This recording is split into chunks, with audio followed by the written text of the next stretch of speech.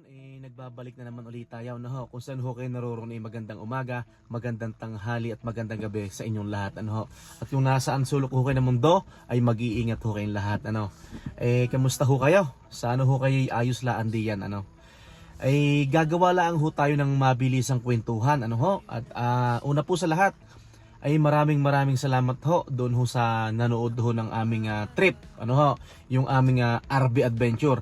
Maraming salamat ho sa inyong suporta, sa mga comment nyo na positibo at negatibo, ay taos puso po ako nagpapasalamat sa inyo. Gagawin ko ho ang video ito para isa na laang hong kasagutan, ano po. At ito hong ating nakaraang vlog, yung ating day 1 at day 2, may mga nagko-comment po at nag-PPM po sa aming Facebook na kung magkano daw ba ang aming nagastos at kung magkano daw ba ang aming renta doon sa RB. Ano po? Ito ay kanina noong break time ko sa trabaho ay isinulat ko na, ano ho. Sa kasalukuyan ho pala ay andito ko sa part-time ngayon. Dahil ho dalawa ang aking trabaho. Ang aking pang-umaga full-time ho ako sa warehouse. Tapos meron akong 3 oras na part-time dito sa kusina, ano ho. Siya bibilisan ho natin, ano, at ako'y sumimpli laang dito sa aking part-time.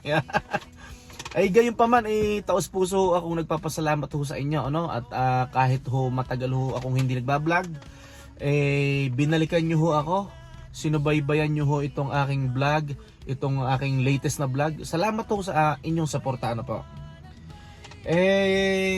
Base ho sa inyong katanungan ay may nagtatanong na kung ilang araw daw naming nerentahan yung RV, ano po. Nerentahan ho namin ang RV ng 3 nights. So Friday, Saturday at Sunday. Tapos Monday pala. Friday kinuha namin yung RV. Tapos Sabado, Friday ng gabi, umalis kami ng Edmonton. Dumating na kami sa Abraham Lake na madaling araw ng Sabado. So Saturday, Sunday and Monday. Tapos umalis po kami doon sa padalawa naming campground ng Monday po ng tanghali. Ano po? Yan bali ho yun, 3 araw, ano ho. Bali ho, nagpunta ho kami sa unang stopover ho namin, unang gabi ng camping namin. Nagpunta po kami sa Abraham Lake. Tapos sunod pong gabi, nag 2 nights po kami sa Whistler Campground sa may Jasper, ano po. Bali ipakita ko na lang po sa screen, ano po. Bali tumakbo po kami ng nasa 900 kilometers. Mula dito sa Edmonton papunta ng Abraham Lake, tapos Abraham Lake papunta ng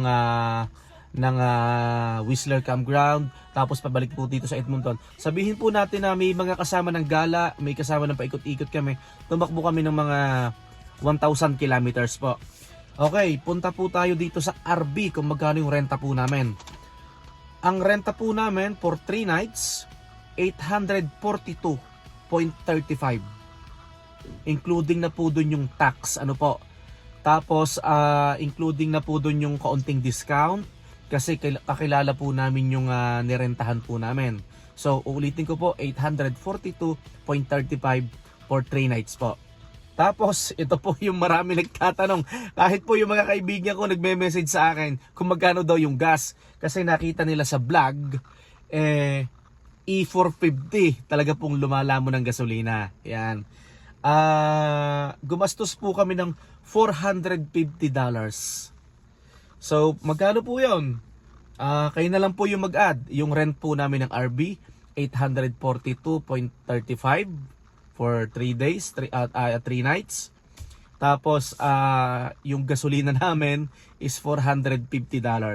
So, tumakbo po kami ng, sabihin na natin 1,000 kilometer. Paikot na po yon, Edmonton, Abraham Lake, tapos papuntang Jasper, tapos pauwi po ulit ng Edmonton. Yan. So tapos hindi ko na po isinama yung para malaman nyo rin yung pong campground namin sa Jasper, Alberta, sa Whistler Campground sa Jasper, Alberta, ang isang araw po doon ay 53.75. So nakadalawang araw kami, nakadalawang gabi doon. So dalawang 53.75. Tapos para po mas malinaw, idadagdag na po natin yung mga miscellaneous fees. Alam niyo naman po, pag pupunta kayo ng Jasper or Banff or dyan sa Canada Parks, dadaan po tayo sa gate. Nagbabayad po tayo ng entrance ng $24. Ano po, yan. Gusto ko lang po iklaro. So ulitin ko po, yung bayad po namin sa RV ng 3 gabi. Biyernes namin kinuha ng hapon. Tapos ibinalik namin ng Lunes po ng tanghali. Ng pahapon yun na po, 842.35 kasama na po doon ang tax. Tsaka may kaunting discount. Tapos yung gas po namin is 450. Yan. Bali po yung sa nagtatanong kung ano yung experience namin ay talaga pong napaka-komportable at napakasarap matulog. Gaya nga po na sabi ko sa vlog, syempre hindi kagaya nung pag nagte-tent kami na syempre kalimitan ho kasi pag nagka-camping kami, gabi na kami nadating sa campground. Syempre mahirap po, magtatayo ka pa ng tent. Pag doon kasi paparada ka na lang. Tapos kung meron kang lutong pagkain, iinit mo lang kasi may gasol. Tapos kung gusto mo mag-aircon, may aircon. Kung gusto mo mag-heater, may heater. Yan. Tapos tapos na-extend pa yung bed niya kasi yung pong kung hindi ako nagkakapali, ang tawag doon ay Class C. Doon po Class C po yung RV trailer na po, yung pong RV na yun, Class C. So yung pong sopa, pero parang hindi pala nai-slide siya, hahatak siya, tapos lumuluwang tong daanan dito sa gitna. Yan. So, ang ganda po ng experience, yung kahit paminsan-minsan ay maka-experience po ng ganon kung anong pakiramdam. Yan. Ito nga si Utoy. Ako yung niluloko ni Utoy, ng aking anak. Gustong-gusto ang ganon. Syempre naman, hindi pa ho naman tayo ready sa ganon. At may mas mga priority po tayo. Sabi ng aking anak, i-trade ko daw itong aking truck at kumuha na lang po daw kami ng RV kasi mahilig kami mag-camping. Pero syempre, yan ho naman ganyan 10 beses natin pinag-iisipan.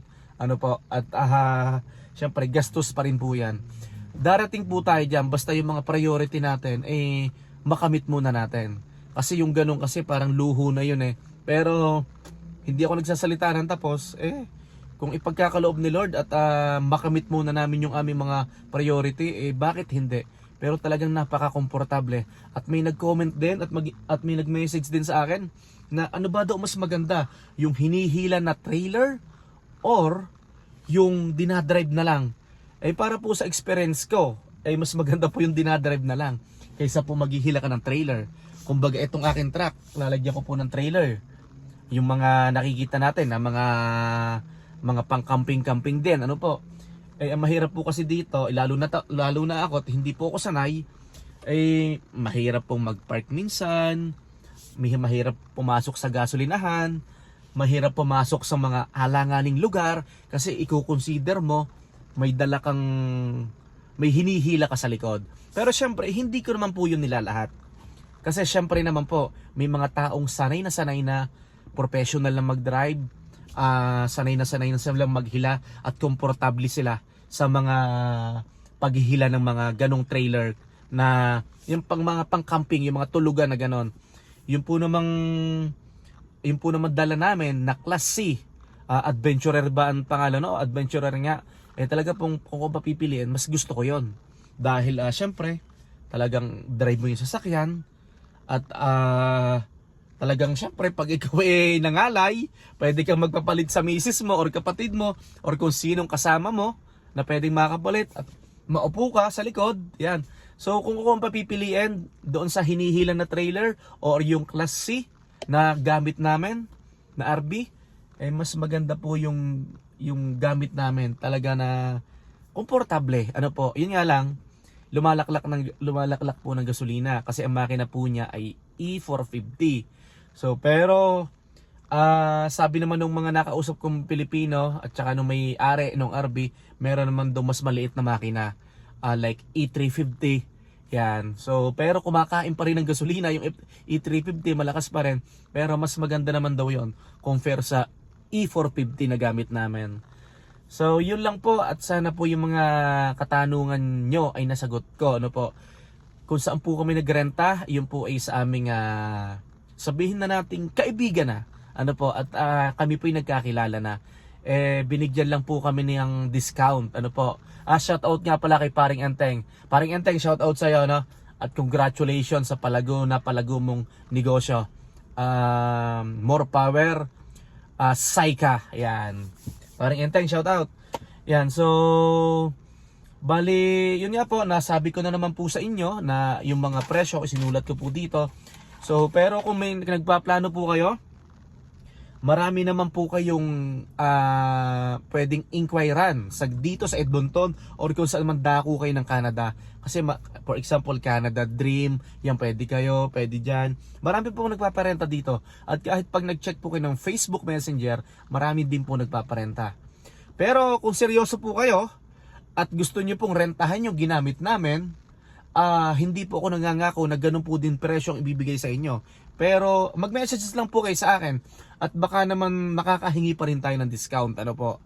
Iyan. Basta message lang po kayo tapos kukontakin ko si Kuya. Ate LB, maraming salamat po pala at sa pagkakaroon ng tiwala na iparenta sa amin, ipagamit sa amin yung RB. Ano po? Ayan. So, yan, message lang po kayo sa akin kung seryoso po kayo at pwedeng ibigay ko po sa inyo ang contact nila para kayo na lang po ang mag-usap. Yan. So, yun lang po at sana po ay nag-enjoy kayo, no? Doon sa ating day 1 and day 2. Kung may mga pagkukulang po ako sa aking nasabi, kung incomplete po, paki-comment na lang po. At o kaya paki-PM po ako sa aming Facebook Messenger, Lemueco Farm in Canada. So, paki-PM na lang po at babalikan ko po kayo, ano? Gayon pa man, magkita-kita po tayo sa Aspen Crossing, dyan po malapit sa Calgary. At tayo po, dyan po tayo magkakamping ng Friday, ng Saturday at Sunday, yan. Hanggang Lunes po, yan. Magkita-kits po tayo. At inuulit ko po, maraming salamat po sa inyong suporta. At ngayong summer na, idadalas-dalasan po natin ang ating pagbablog para makapagbigay po ako sa inyo ng mga pasyalan na pwede nyong puntahan din. At kung may mga suggestion po kayo na kumbaga i-message nyo ako, yan kuya, puntahan mo to. May mga magandang campground, puntahan mo to, yan.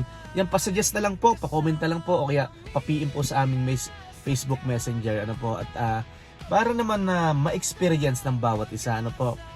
Yun lang po, kung may mga kulang po sa sinabi ko, gaya ng sabi ko, paki-PM na lang po ako sa Lemueco Farm in Canada, ano po. Yun, maraming salamat po. Masayang araw po ng Miyerkules sa inyong lahat. At God bless everyone. Hanggang sa muli po. Bye-bye. Maraming salamat po. God bless po.